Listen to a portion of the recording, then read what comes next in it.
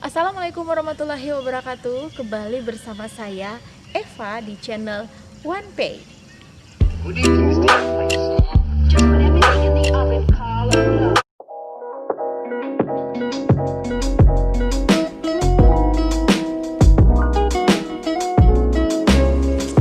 Sebelum melanjutkan nonton video ini, buat teman-teman silahkan subscribe ya. Jangan lupa subscribe video channel dari OnePay. Pada kesempatan kali ini kita akan membahas tentang daerah Gorontalo. Menurut sejarah, Jazirah Gorontalo terbentuk kurang lebih 400 tahun yang lalu dan merupakan salah satu kota tua yang ada di Sulawesi selain kota Makassar, Parepare, dan Manado. Gorontalo pada saat itu menjadi salah satu pusat penyebaran agama Islam di Indonesia bagian timur, yaitu dari Ternate, Parepare, dan Bone.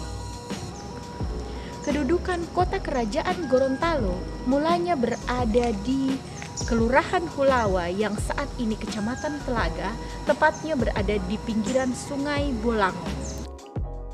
Menurut penelitian pada tahun 1024 Hijriah, kota kerajaan ini dipindahkan dari Kelurahan Hulawa ke Dungingi Kelurahan Tuladenggi, Kecamatan Kota Barat sekarang. Kemudian di masa pemerintahan Sultan Botutihe, kota kerajaan ini dipindahkan dari Dungingi di pinggiran Sungai Bolango ke satu lokasi yang terletak antara dua kelurahan, yaitu Kelurahan Biawao dan Kelurahan Limbabe. Dengan letaknya yang strategis yang menjadi pusat pendidikan dan perdagangan serta penyebaran agama Islam, maka pengaruh Gorontalo sangat besar pada wilayah sekitar.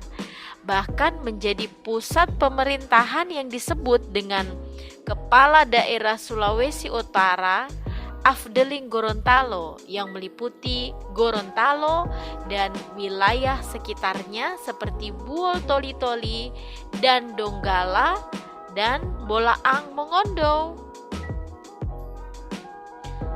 Sebelum masa penjajahan, keadaan daerah Gorontalo berbentuk kerajaan-kerajaan yang diatur menurut hukum adat ketatanegaraan Gorontalo. Kerajaan-kerajaan itu tergabung dalam satu ikatan kekeluargaan yang disebut Pohalaa. Menurut Haga 1931, daerah Gorontalo ada 5 Pohalaa. Yang pertama, Pohalaa Gorontalo. Kedua, Pohalaa Limboto. Ketiga, Pohalaa Suawa. 4, Pohalaa Boalemo, dan yang kelima adalah Pohalaa Atinggola. Dengan hukum adat itu, maka Gorontalo termasuk 19 wilayah adat di Indonesia. Antara agama dengan adat di Gorontalo menyatu dengan istilah adat bersendikan syarak dan syarak bersendikan kitabullah. Nah, Pohalaa Gorontalo merupakan Pohalaa yang paling menonjol di antara kelima Pohalaa tersebut. Itulah sebabnya Gorontalo lebih banyak dikenal. Asal-usul nama Gorontalo terdapat berbagai pendapat dan penjelasan. Antara lain, berasal dari Hulon Dalangyo, nama salah satu kerajaan yang dipersingkat menjadi Hulon Dalo. Kedua, berasal dari Hua Lolon Dalango, yang artinya orang-orang Goa yang berjalan lalu lalang. Ketiga, berasal dari Hulon Dalangi, yang artinya lebih mulia. Keempat, berasal dari Hulua Lotola, yang artinya tempat berkembangnya ikan gabus. Yang kelima, berasal dari Pongolatalo atau Puhulatalo, yang artinya tempat menunggu. Keenam, berasal dari Gunung Telu yang artinya 3 buah gunung. Dan yang ketujuh yaitu berasal dari Hunto, suatu tempat yang senantiasa digenangi air. Jadi asal-usul nama Gorontalo arti katanya tidak diketahui lagi. Namun jelas kata Hulondalo hingga sekarang masih hidup dalam ucapan orang Gorontalo dan orang Belanda karena kesulitan dalam mengucapkannya diucapkan dengan Horontalo dan bila ditulis menjadi Gorontalo. Pada tahun 1824, daerah Limo Lopohalaa telah berada di bawah kekuasaan seorang asisten residen yang di samping pemerintahan tradisional. Pada tahun 1889, sistem pemerintahan kerajaan dialihkan ke pemerintahan langsung yang dikenal dengan istilah Rectat Rex Bestur.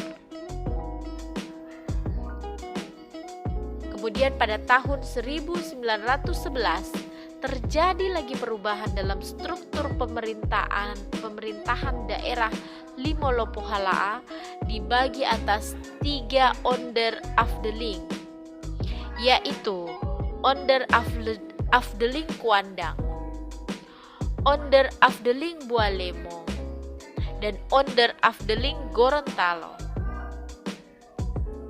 Selanjutnya pada tahun 1920 berubah lagi menjadi 5 distrik, yaitu distrik Kuandang, distrik Bone, distrik Gorontalo, dan distrik Bualemo. Pada tahun 1922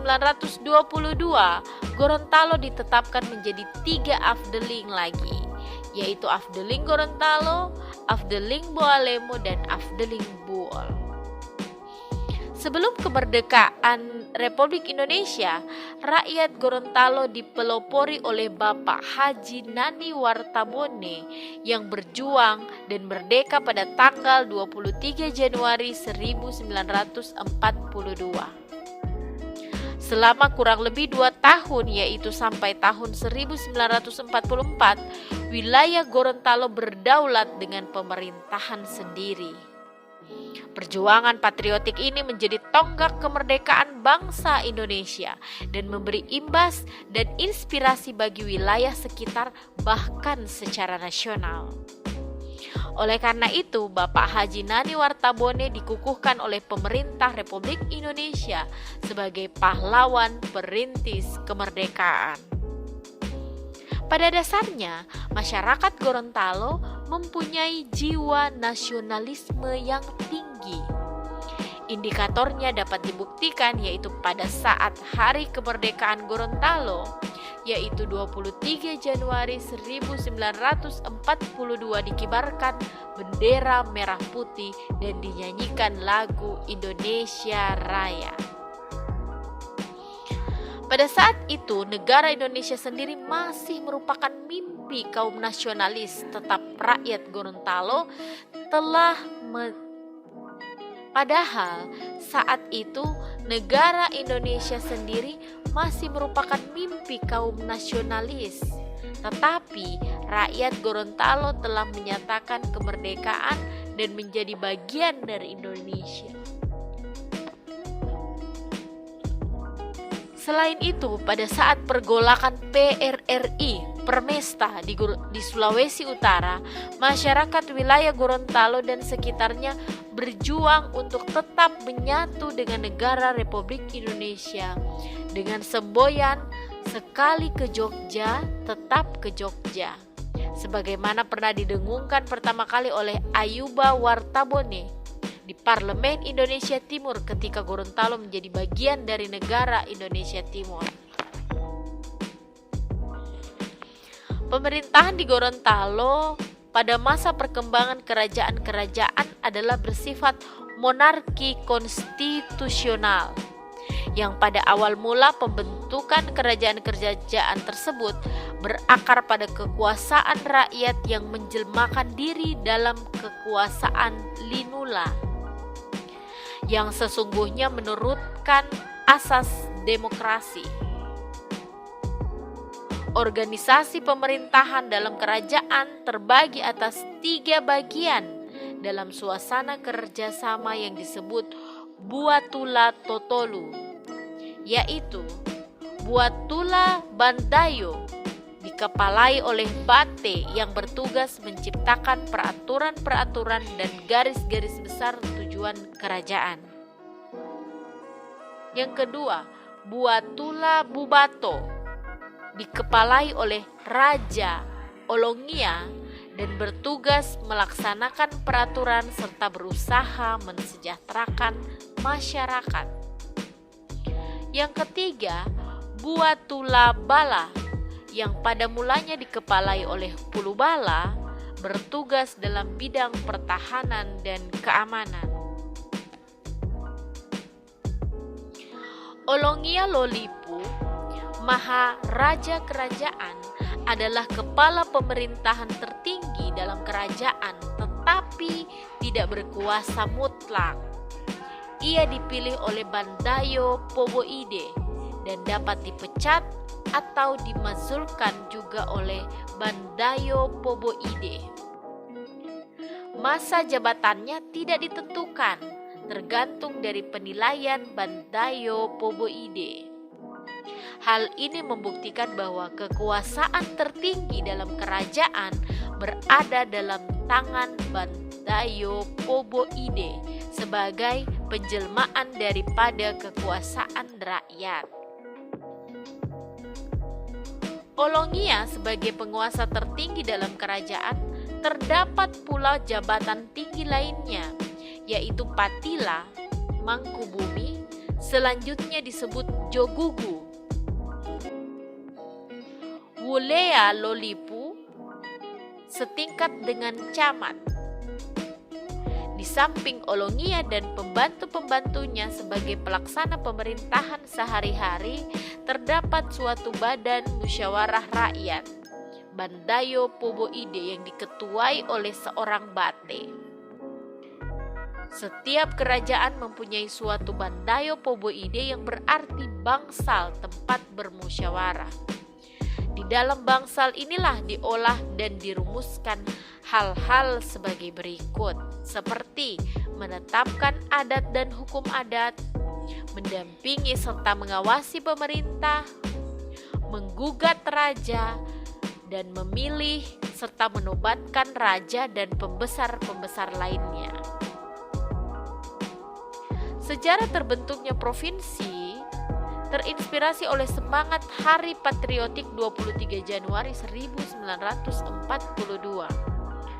Maka pada tanggal dan bulan yang sama pada tahun 2000, rakyat Gorontalo yang diwakili oleh Dr. Insinyur Nelson Pomalingo MPD yang saat ini menjabat sebagai Bupati Kabupaten Gorontalo, ditemani oleh Nasir Mooduto sebagai Ketua Panitia Persiapan Pembentukan Provinsi Gorontalo Tomini Raya, serta sejumlah aktivis. Atas nama seluruh rakyat Gorontalo mendeklarasikan berdirinya Provinsi Gorontalo yang terdiri dari Kabupaten Gorontalo dan Kota Gorontalo terlepas dari Sulawesi Utara. Sebagaimana tercantum dalam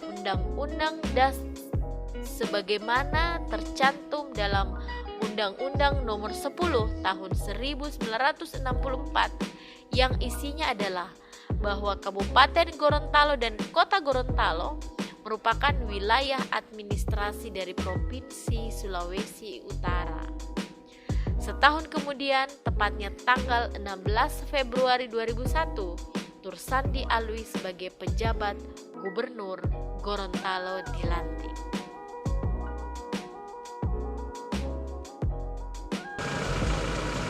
Oke teman-teman, mungkin cuma sampai di sini dulu untuk video tayangan kita kali ini. Jadi buat teman-teman yang belum like, silakan like dan jangan lupa share ke teman-teman sekalian.